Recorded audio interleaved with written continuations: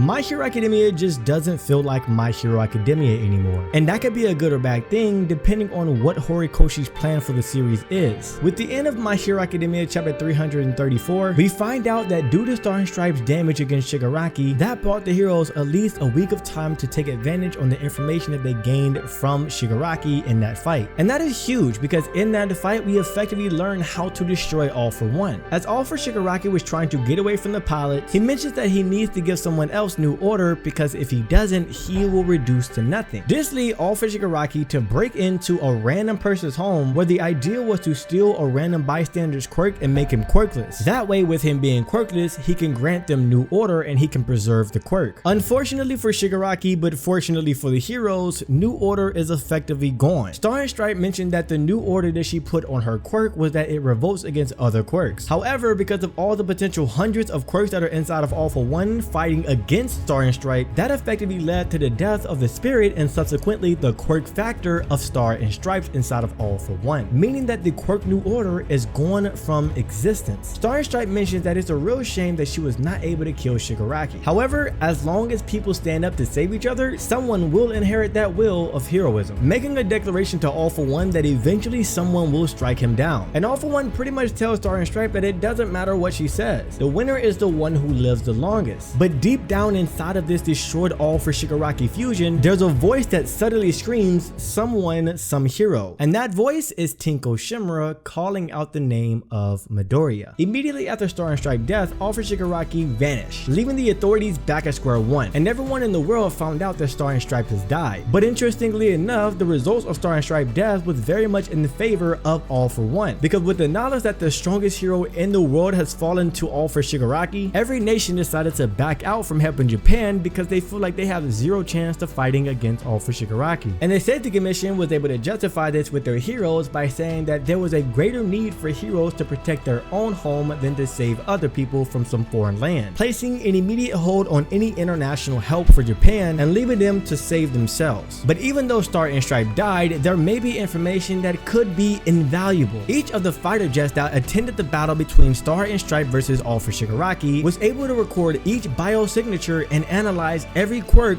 during their fight. So even though All For Shigaraki doesn't have to worry about foreign heroes coming to Japan to try to stop him, the heroes may be able to use this information to their advantage in understanding the biological structure of All For Shigaraki, figure out all the quirks that he frequently uses in battle, and come up with a counter plan to effectively defeat All For Shigaraki. But the most interesting thing comes from the last page of My Hero Academia, where All For One says that they're going to use the 1 week time to their advantage and take down All For Shigaraki. There seems to be an emphasis on Deku, Bakugo, and Shoto, almost as if they're going to be the symbol of hope for this battle. The future of My Hero Academia is unclear, and the only way you can get clarity is by watching this video right now. So let me know what you think, and I'll see you in the next My Hero video.